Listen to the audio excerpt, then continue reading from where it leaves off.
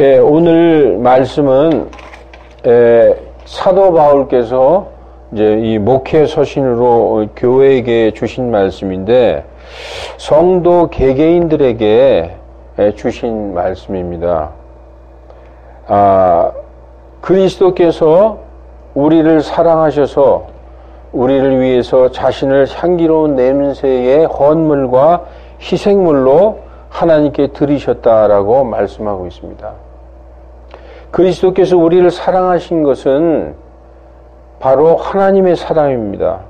예수님은 이 땅에 오셔서 내 뜻대로 내 의지대로 한 것이 없고 모든 것이 아버지의 뜻대로 행한다라고 말씀하셨거든요.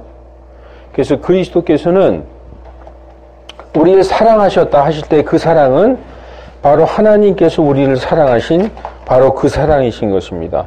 하나님께서 요한복음 3장 16절에 세상을 이처럼 사랑하사 그렇게 말씀하셨죠. 세상을 이처럼 사랑하사 독생자 자신에게서 유일하게 나신 아들을 보내셨다라고 말씀하고 있습니다.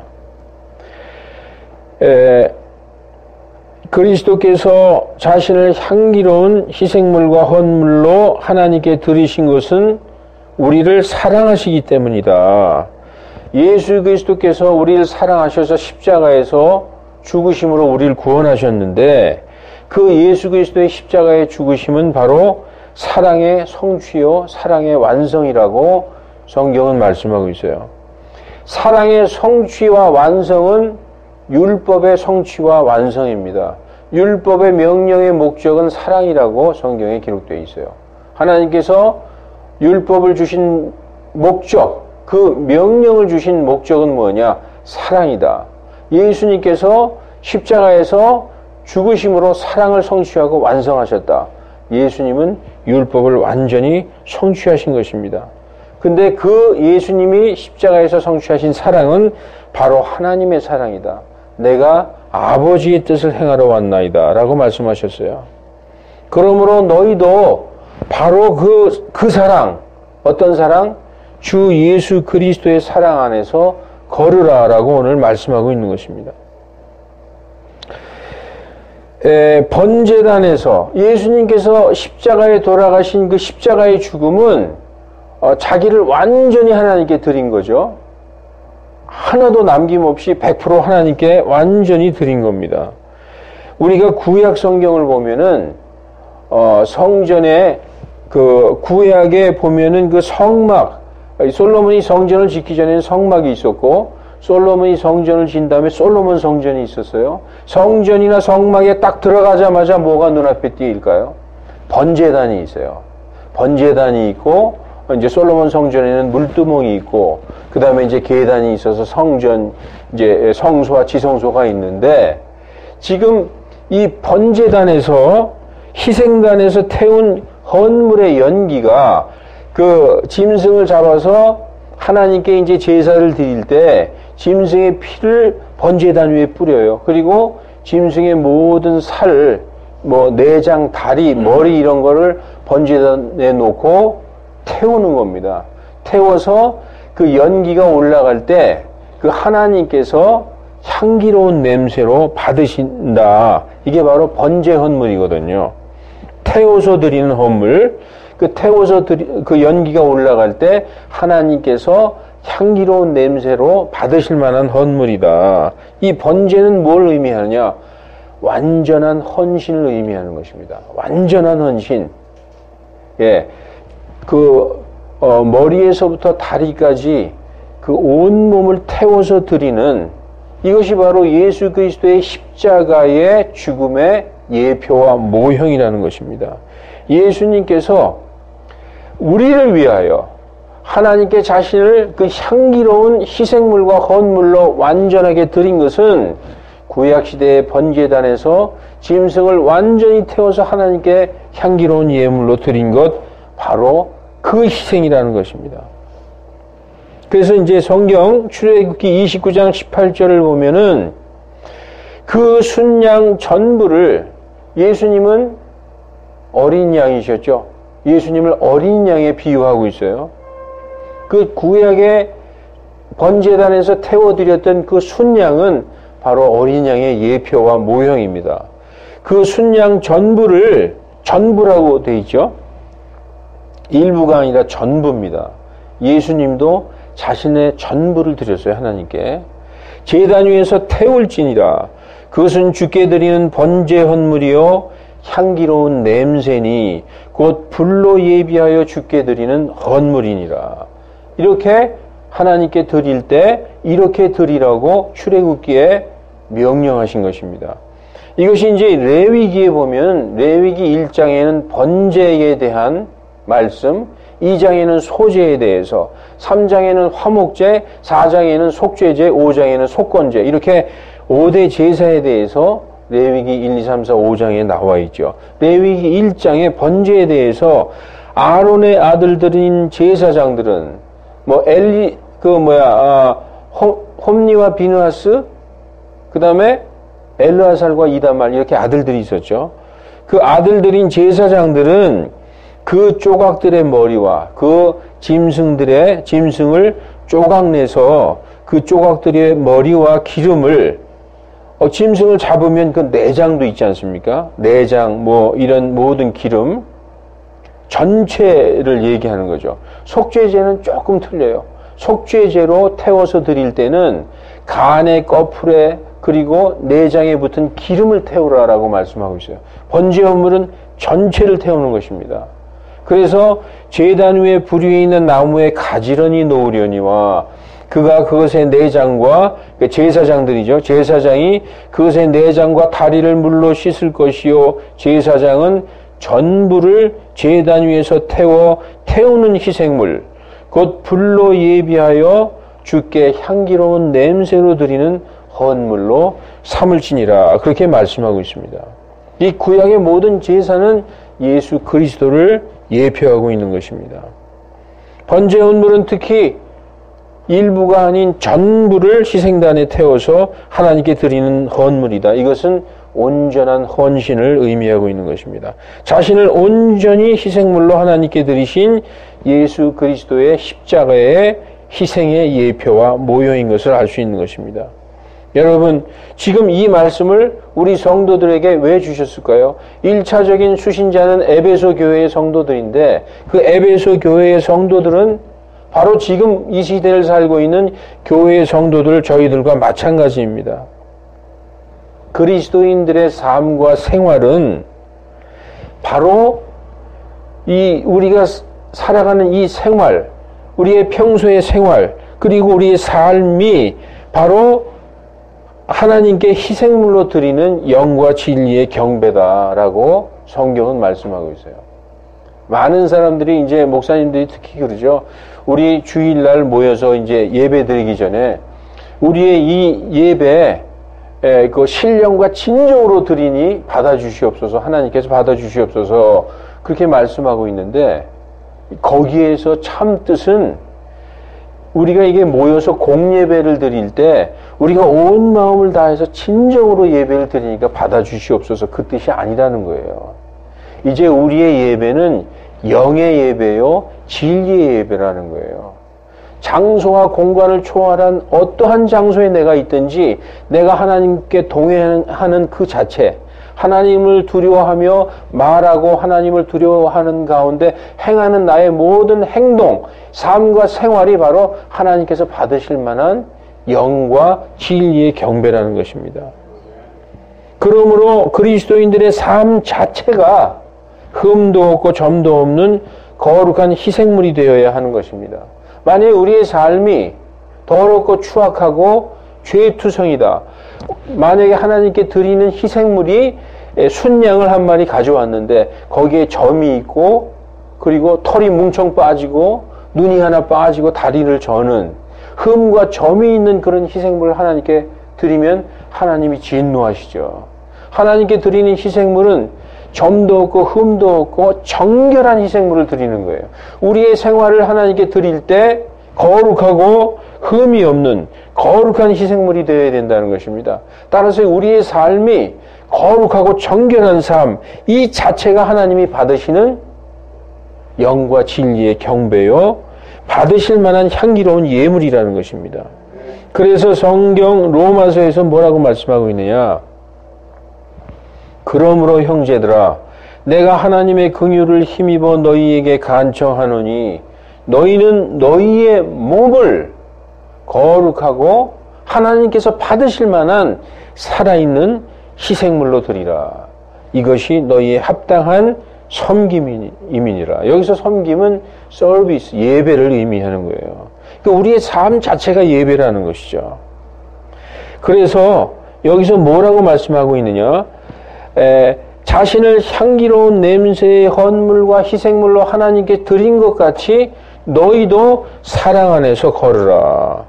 그리스도의 사랑은 형제의 사랑을 말씀하고 있어요. 예수님이 요한복음 13장 34절에 내가 너희에게 새 계명을 주노니, 새 명령을 주노니 너희는 서로 사랑하라. 내가 너희를 사랑한 것 같이 너희도 서로 사랑하라. 만일 너희가 서로에 대해서 사랑을 품으면 이로써 사람들이 너희가 내 제자인 줄 알리라. 이 예수님이 우리에게 주신 새 계명, 딱 하나의 명령이 있어요. 너희는 서로 사랑하라. 이것이 율법 613개의 명령을 통합해서 딱 하나로 너희는 서로 사랑하라는 것입니다. 저는 옛날에 이해하기 힘들었어요. 너희는 하나님을 사랑하라. 이걸로 딱 하나로 율법 전체를 딱 하나로 줄여서 요약해서 너희는 하나님을 사랑하라. 이게 맞을 텐데 왜 너희는 서로 사랑하라 이걸 주셨을까요? 예수님이 그렇게 얘기했어요. 너희가 서로에 대해서 사랑하는 것을 보면 그것이 바로 하나님을 사랑하는 증거라는 것이죠. 근데 지금 세상 많은 사람들은 하나님을 사랑한다고 얘기는 다 해요. 다 하나님 사랑합니다 그러죠. 그러나 실제로 형제를 사랑하는가? 이 형제 사랑이 바로 이웃 사랑이요. 그것이 발전하면 모든 사람을 사랑하는 것이죠. 그래서 그리스도의 사랑은 형제들끼리 서로 사랑하는 것입니다. 나를 사랑하는 것이 아닌 형제 사랑. 우리는 사랑받기 위해서 태어난 사람입니까? 당신은 사랑받기 위해 태어난 사람이에요? 세상은 그렇게 얘기하지만 성경은 그렇게 얘기하지 않아요. 마지막 날들의 위기의 때에 사람들이 자기를 사랑한다고 얘기하고 있어요. 지금 우리가 살아가는 세상의 모든 사람들은 자기를 사랑하고 있어요. 자기를 위해서 모든 것을 아낌없이 쓰고 자기를 위해서 부를 축적하고 오직 자기를 위해서 살죠. 성경은 반대로 얘기하고 있습니다. 형제를 위해서, 이웃을 위해서, 그리고 그것이 나아가서 내 이웃을 너 자신과 같이 사랑하라고 말씀하고 있는 것입니다. 눈에 보이는 이 주 예수 그리스도 안에서의 형제를 사랑하지 못하면서 어떻게 이웃을 사랑할 수 있겠는가? 그리고 눈에 보이는 형제를 사랑하지 못하면서 어떻게 눈에 보이지 않는 하나님을 사랑할 수 있겠는가? 위선 떨지 말라는 겁니다. 그래서 눈에 보이는 형제를 사랑하는 것이 바로 하나님을 사랑하는 것이다. 성경은 그렇게 얘기하고 있어요. 그래서 예수님의 성품인 온유와 겸손을 우리가 갖지 못하면은 형제 사랑, 이웃 사랑은 불가능한 것입니다. 온유하다는 거, 겸손하다는 거, 그것은 절대적으로 자신을 낮추는 데에 있는 것이거든요. 누가복음 14장 11절에도 자신을 높이고자 하는 자는 낮아질 것이요 자신을 낮추고자 하는 자는 높아진다라고 얘기하고 있어요. 내가 내 자신을 낮추면은 누가 나를 높여줄까요? 내가 내 자신을 높이면은 내가 낮아지는데 내 자신을 낮추면은 나를 높여주시는 분이 있어요. 바로 하나님이 나를 높여주시는 것입니다. 그래서 성경에 이런 말씀이 있죠. 우리가 잘 아는 말씀이에요. 사랑은 오래 참고, 이 사랑의 가장 기본은 인내하는 것입니다. 이 오래 참음이 가장 기본이 되는 거예요. 그리고 친절하고, 그리고 시기하지 아니하고, 자랑하지 아니하고, 우쭐하지 아니하고, 무례히 행동하지 아니하고, 또 나의 이익을 추구하지 아니하고, 또 쉽게 성내지 아니하고. 성질내는 게 무슨 카리스마가 있는 겁니까? 아닙니다. 쉽게 성내지 않는 것이죠. 악을 생각하지 아니하고 불법을 기뻐하지 아니하고 진리를 기뻐하며, 또 나오죠. 모든 것을 참으며 모든 것을 믿으며 모든 것을 견디고 모든 것을 바라느니라 라고 말씀하고 있는 것입니다. 그리고 로마서 13장 8절에 보면은 서로 사랑하는 것 외에는 누구에게든지 어떤 빚도 지지 말라, 이렇게 돼 있어요. 다른 사람을 사랑하는 자는 율법을 성취하였느니라. 이 다른 사람을 사랑하는 대표적인 분이 바로 우리 주 예수 그리스도죠. 예수님이 십자가에 돌아가신 것은 자기 때문에 돌아가셨습니까? 죄의 싹선 사망인데 죄 없는 분이 십자가에서 돌아가셨어요. 우리를 위해서 돌아가셨죠. 갈라디아서 1장 4절에 뭐라고 써 있느냐 하면 잠깐 보실까요? 갈라디아서 1장 4절에 보면은 이렇게 써 있습니다. 그분께서 하나님 곧 우리 아버지의 뜻에 따라 이 악한 현 세상에서 우리를 건지시려고 우리의 죄들로 인하여 자신을 주셨다. 예수님께서 돌아가신 것은 바로 하나님의 뜻이었다. 근데 하나님의 뜻은 이 악한 현 세상에서 우리를 건지시려고 우리의 죄들로부터, 그래서 자신을 주셨다라고 말씀하고 있는 것입니다.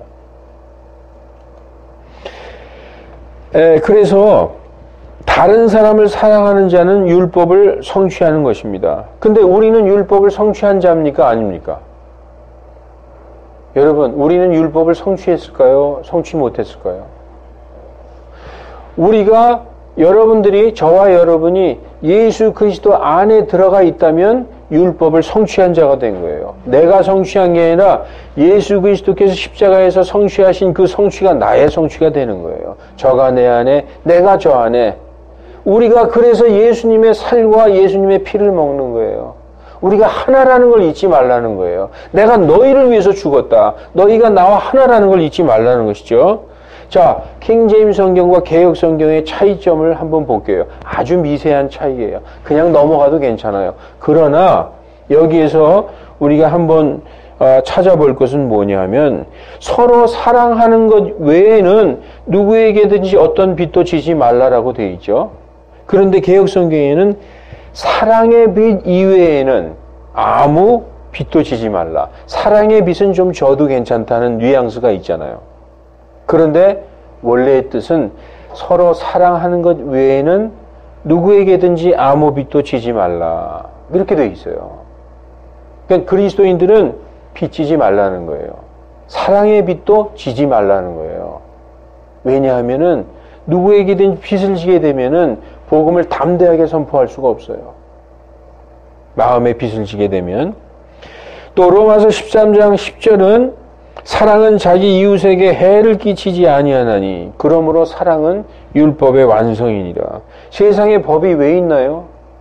사람들이 자꾸 다른 사람을 사랑하긴커녕 해를 입히기 때문에 법이 없으면 세상이 이게 존재해 나갈 수가 없죠.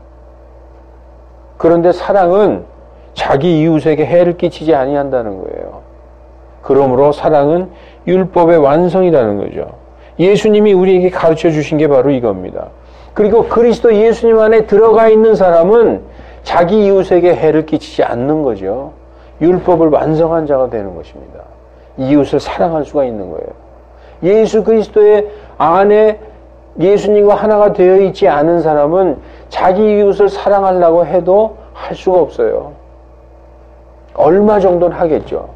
왜냐? 세상에 불신자들이나 이교도 중에서도 굉장히 세상에 선을 행하고 자기 재산을 기부하고 하는 사람들 많이 있잖아요. 진정한 정말 이웃을 사랑하고 해를 끼치지 않는 거 바로 그리스도 아니면 할 수 없는 거예요. 따라서 우리가 그리스도와 하나가 되어 있지 않으면 우리는 할 수 없어요. 우리가 할 수 있다고요? 불가능해요. 사람은 자기밖에 모르는 존재이기 때문에. 그러나 예수님과 함께 있으면 우리는 할 수 있는 자가 되는 것입니다. 그리고 아무리 진리를 선포해도 정말 하나님의 이 성경 말씀을 그대로 선포하더라도 사랑이 없이 선포하지 않으면, 사랑으로 하지 않으면 그거는 그냥 지식에 불과하다. 꽹과리 소리에 불과하다고 우리 아까 읽었던 고린도전서 13장에도 말씀하고 있습니다.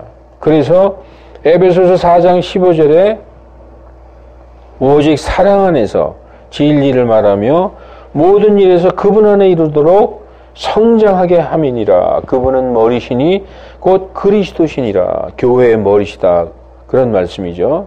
자, 이제 오늘 3절 말씀. 오직 음행과 모든 부정한 것과 탐욕은 너희 중에 한 번이라도 입에 올리지도 말라는 거예요. 이게 성도의 마땅한 섬김이다. 라고 얘기하고 있습니다. 왜 그러느냐.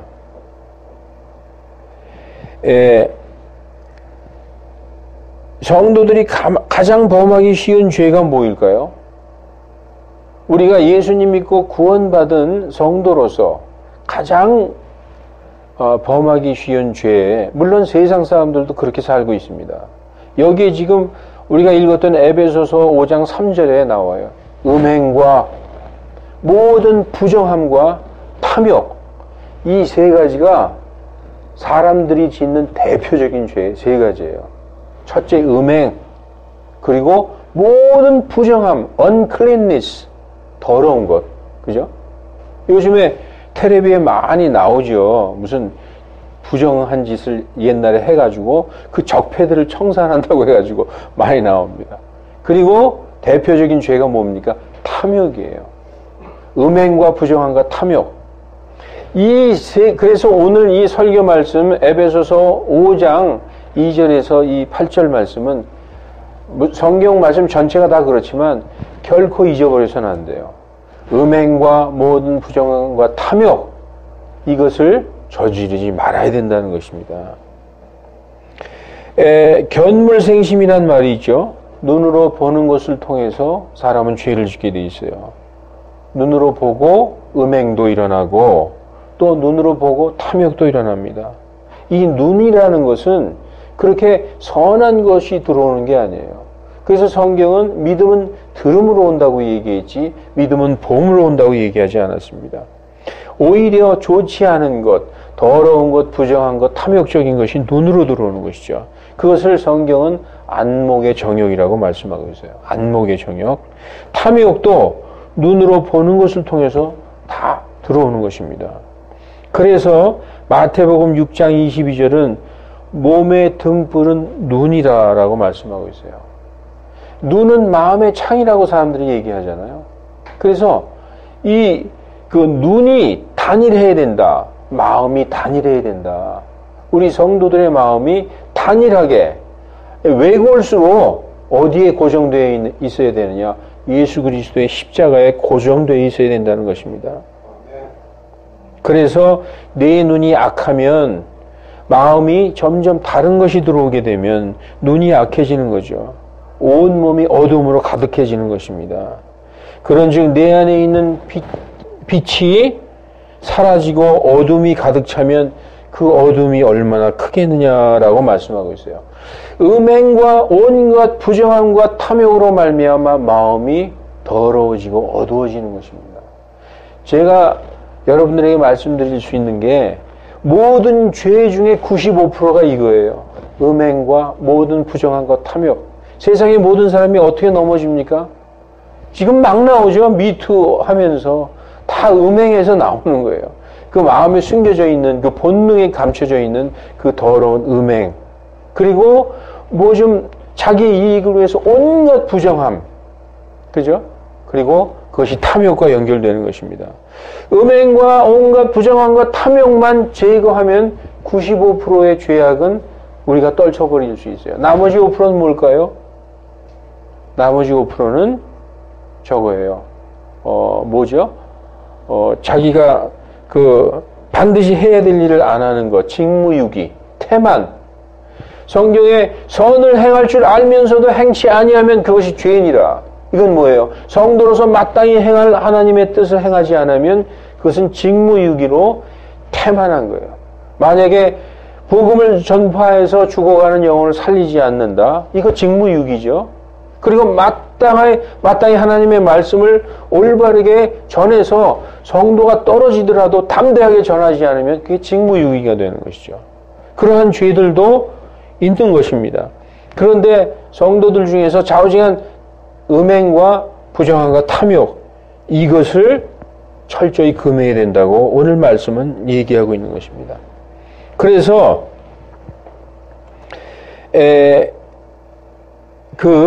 계시록 22장 15절에도 개들과 마법사들과 음행을 일삼는 자들과 살인자들과 우상 숭배자들과 거짓말을 좋아하며 지어내는 자는 누구든지 밖에 있느리라. 밖에 있다는 거예요. 밖에. 밖은 어디냐?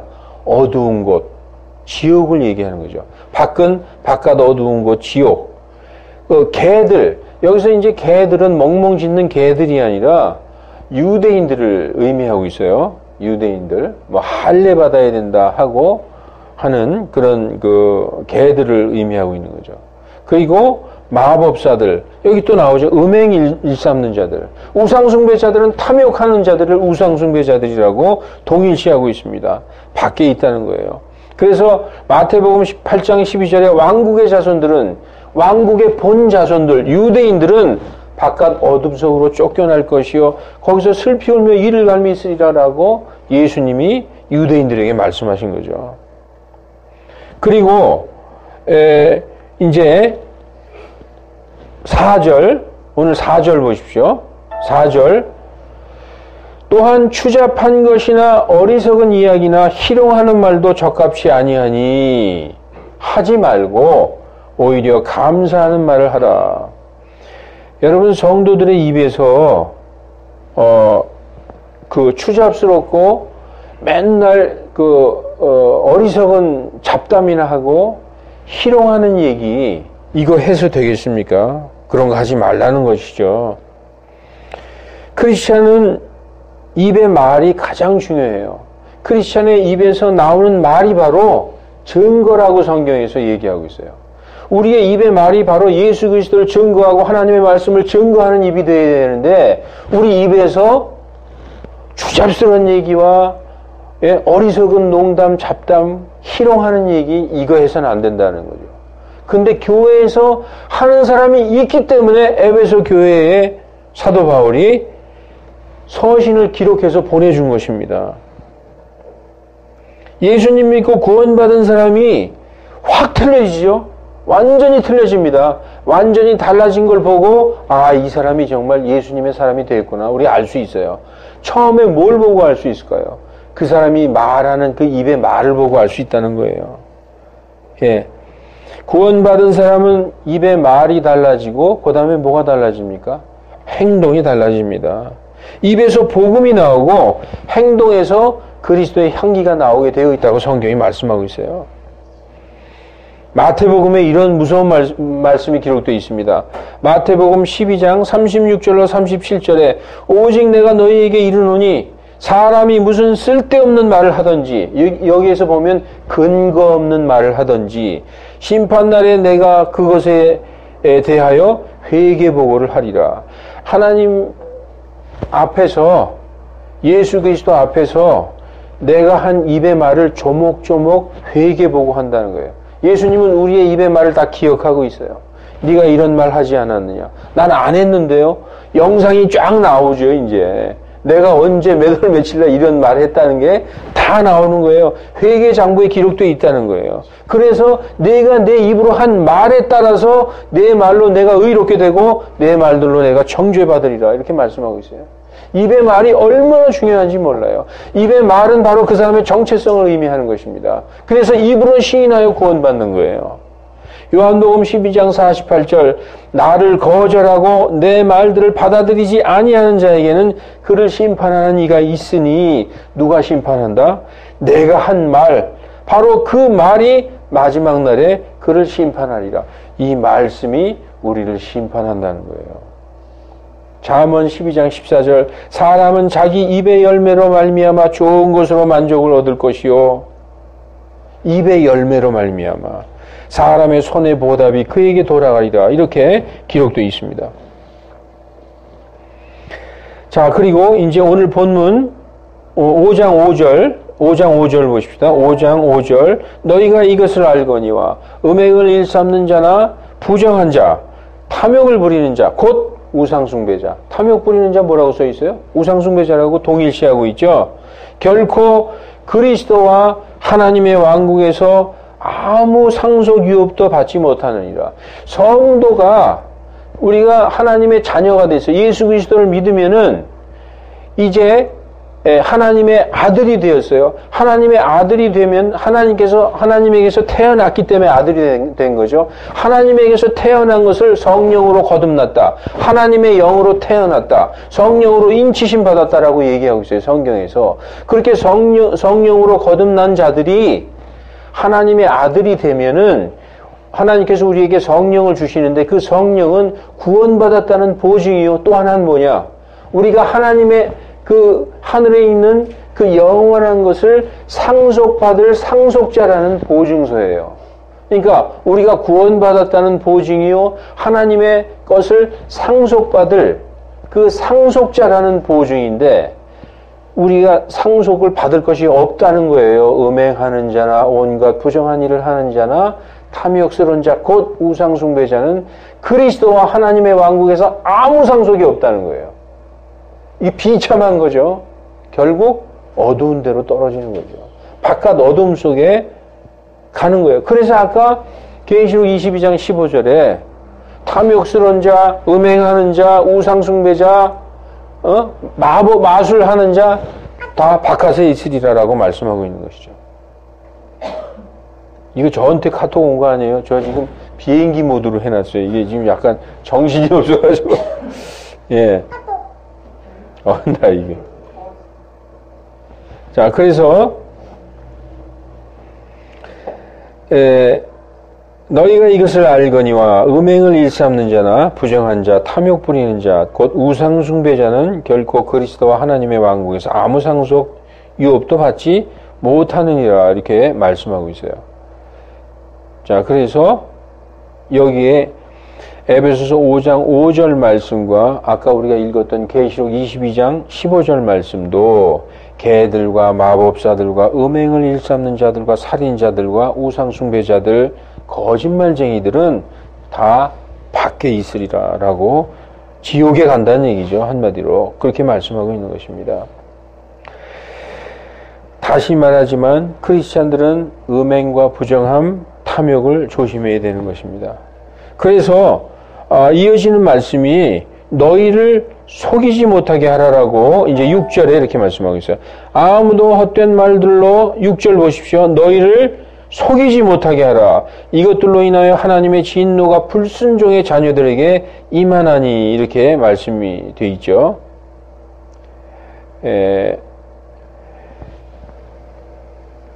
이 말씀은 뭐냐? 예수님께서 계속 우리에게 하신 말씀이 있어요. 너희를 속이지 못하게 하라. 속이지 못하게 하라. 마태복음 24장 4절에 보면은 예수님께서 그들에게 대답하여 이르시되 아무도 너희를 속이지 못하도록 주의하라.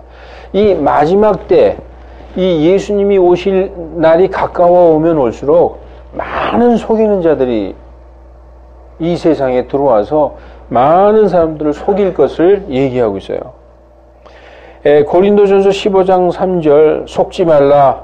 악한 사귐은 선한 습성을 부패시키느니라 이렇게 말씀하고 있어요. 우리가 왜 하나님께서 모이기를 힘쓰라라고 얘기했느냐. 진리를 가진 이 안에 우리 이 질그릇 안에 진리를 가진 그리스도의 형제들이 모이면은 입에서 진리가 나오게 돼 있죠. 믿지 않는 자들이나 이교도들이나 세상 사람들하고 사귐을 갖고 자꾸 만나다 보면 선한 습성이 점점점 부패되게 돼 있습니다. 그래서 많은 성도들이 난 교회 이제 안 갈 거야. 교회 너무 실망해서 나 혼자 성경 가지고 공부하고 예배 드리면서 내 믿음 내가 지키면 되지. 그러면서 혼자 이제 성경 가지고 집에서 공부하고 읽잖아요. 그러면서 밖에 믿지 않는 사람들과 계속 교제하면서 이게 오래 가면은 내 믿음과 나의 어떤 이 성경에 대한 이런 것도 다 사라져 버리는 거예요. 선한 습성을 부패시켜 버리는 것이죠. 그래서 너희는 믿지 않는 자들과 함께 하지 말라고 고린도후서 6장에 너희는 믿지 않는 자들과 맞지도 않는 멍에를 매지 말라. 빛과 어둠이 무슨 친교를 맺겠느냐. 그리스도와 벨리알이 어찌 일치하겠느냐. 하나님의 성전과 우상이 무슨 합의를 하겠느냐. 너희는 그들과 분리되라라고 얘기하고 있어요. 세상 살아가면서 철저히 분리할 수는 없겠죠. 그러나 마음으로 분리해서 거룩함을 유지하고 지켜야 된다는 것이죠. 따라서 형제들끼리 모이기를 힘쓰라고 말씀하셨고, 그래서 교회를 세워주신 것입니다. 그리고 너희는 주 안에서 빛이니 이렇게 말씀하고 있어요. 요한일서 1장 7절도 뭐라고 말씀하시느냐. 그러나 그분께서 빛 가운데 계신 것 같이 만일 우리가 빛 가운데 걸으면 우리가 서로 교제하고 그분의 아들 예수 그리스도의 피가 모든 죄에서 우리를 깨끗하게 하느니라라고 성경은 말씀하고 있습니다. 예수님 자체가 빛이에요. 요한복음 1장 4절로 5절에 보면 그분 안에 생명이 있었으니 그 생명은 사람들의 빛이니라 이렇게 말씀하고 있어요. 예수님이 빛인데 빛이 오셔서 어둠을 비치되 사람들이 그것을 인식하지 못하더라 이렇게 말씀하고 있는 것이죠. 빛 가운데 걷는다는 것은 진리 안에서 걷는다. 그리스도 말씀 안에서 걷는다. 이게 바로 하나님과 동행하는 것이다. 이게 바로 예수님 안에서 예수님과 함께 걷는 것이다. 이게 바로 성령으로 걷는 것입니다. 다시 말씀드릴게요. 나는 성령과 함께 걷는 게 무슨 말인지 모르겠어요. 아주 영특한 어떤 신령한 어떤 기운과 걷는 것입니까? 아닙니다. 예수님과 같이 걷는 거예요. 예수님과 같이 걷는다는 것은 그리스도의 말씀과 함께 걷는다는 것이죠. 그 말씀 안에서 행하고 말한다는 거예요. 그게 바로 하나님과 동행한다는 의미며 우리가 진리 안에 있다는 의미 있는 것입니다. 그렇게 빛 가운데 걷는 자가 하나님과 교제가 있다는 거예요. 그래서 그분께서 빛 가운데 계신 것 같이 우리가 진리 안에서 걸으면, 예수 그리스도 안에서 걸으면 우리가 서로, 여기서 서로는 하나님과 성도가 서로 교제하고 또 그분의 아들 예수 그리스도의 피가 모든 죄에서 깨끗하게 해 주실 것이라고 약속하고 있는 것입니다. 어떤 설교를 제가 들었는데 어떤 사람은 회개하는 거 이거 잘못된 것이다. 구원받은 사람은 더 이상 회개해서는 안 된다라고 강력하게 주장하고 있어요. 근데 그분의 말이 100% 틀리는 것도 아닙니다. 근데 그분이 그 어휘를 구별하지 못해서 그래요. 우리가 단 한 번 돌이키는 거를 영어에서 convert라고 돼 있어요. 회심하다. 그러니까 그리스도인들은 한 번 회심하는 거죠. 세상으로 가다가 거기서 유턴해서 하나님께로 가는 것을 회심한다고 그래요. 이거야말로 단 한 번이죠. 아니, 세상으로 가다가 돌이켜서 하나님으로 한테 가다가 또 다시 돌이켜서 세상으로 가면 안 되잖아요. 단 한 번의 회심이 필요합니다. 그러나 회심해서 하나님에게로 가는 과정에 우리는 성도들은 죄를 지을 때도 있고 실족할 때도 있어요. 그때 자기의 죄를 가지고 하나님 앞에 나가서 자백하고 주님께 회개하고 용서를 빌면은 아버지가 아들을 용서해 주시는 거예요. 그 아버지와 아들은 우리가 어렸을 때 한번 생각해 보세요. 아버지에게서 태어난 다음에 단 한 번도 나 아버지에게 잘못했다고 얘기한 적이 없어요? 자라면서 잘못할 때마다 아버지한테 매도 맞기도 하고 꾸지람도 듣기도 하고, 그럼 아버지 나 잘못했어요. 너 뭐 잘못했어? 그러면 이거 잘못했어요 라고 무릎 꿇고 우리가 야단 맞을 때도 있었잖아요. 그러면은 우리가 우리의 죄들을 자백하면 그분은 신실하고 의로우사 우리를 우리의 죄에서 용서해 주시겠다고 요한일서에 약속해 주셨어요. 그래서 회개하는 것은 잘못이다. 이거는 어떻게 보면 어폐가 있어요. 우리가 성도가 성화의 과정을 걷기 위해서는 우리 이 성화의 과정 중에서 기도하고 회개하는 것은 당연한 것입니다. 자, 이제 5장 8절, 이제 마지막 절, 여기 마지막 절 한번 보세요. 본문의 마지막 절. 헛된 말들로 너희를 속여서 우리가 만약에 속임에 빠져 넘어가잖아요. 하나님의 진노가 불순종의 자녀들에게 임한다고 말씀하고 있습니다. 그러므로 너희는 그들과 함께 참여하는 자가 되지 말라. 불순종의 자녀들과 함께 하지 말라라고 말씀하고 있습니다. 그래서 에베소서 5장 8절 마지막 절, 너희가 한때는 어두움이었으나 이제는 주 안에서 빛이니 빛의 자녀로 걸으라. 이 오늘 설교 말씀은 평생에 걸어가면서 마음에 새겨두시기 바랍니다. 가장 중요한 것은 우리가 빛 가운데 걷기 위해서는 뭘 해야 되느냐? 음행과 온갖 부정한 것과 탐욕을 버려야 되는 거예요. 탐욕은 곧 우상숭배라고 말씀하고 있어요. 그 잘못 헛된 말에 속아가지고 불순종의 자녀들이 받는 그 진노를 같이 받지 말라는 것입니다. 자, 너희가 한때는 어두움이었다. 이제는 빛의 자녀들로 걸으라 이렇게 말씀하고 있어요. 우리는 한때 어둠이었죠. 우리가 에베소서 2장에 보면은 지나간 때는 우리가 다 그들과 마찬가지로 세상 사람들과 마찬가지로 마음의 욕망과 육신과 마음의 욕망을 채우며 본질상 진노의 자녀들이었다. 지나간 때는 우리도 다 그들과 함께 정말 이 세상의 그 통치자, 지금 불순종의 자녀들 안에서 활동하는 그 영을 따라 걸어왔다. 그러나 이제는 너희가 주 안에서 빛이다. 전에는 어둠이었으나 이제는 빛이다라고 말씀하고 있습니다. 그러므로 빛의 자녀들로 걸으라 이렇게 말씀하고 있어요. 그렇기 때문에 이 빛의 자녀들에게는 어두움이 권능을 행사하지 못하는 것입니다.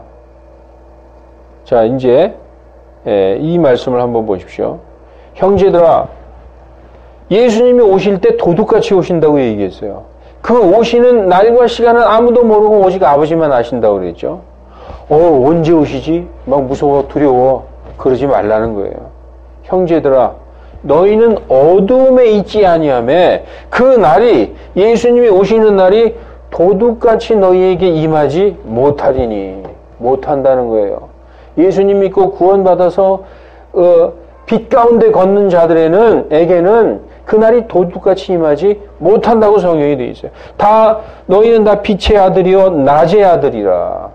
우리가 밤이나 어둠에 속하지 아니하나니 그러므로 우리는 다른 이들과 같이 자지 말고 오직 깨어 근신할지니라.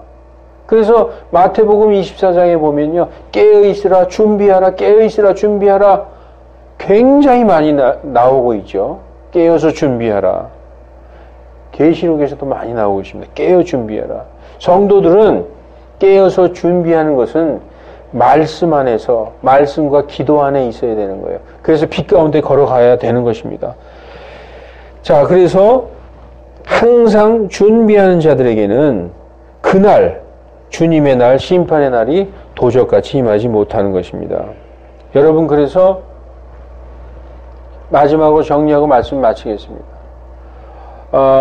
우리가 세상에서 가장 쉽게 저지를 수 있는 죄악, 음행, 그리고 슬쩍슬쩍 이 정도는 괜찮겠지, 부정함, 그리고 탐욕은 우상숭배하고 같은 것입니다.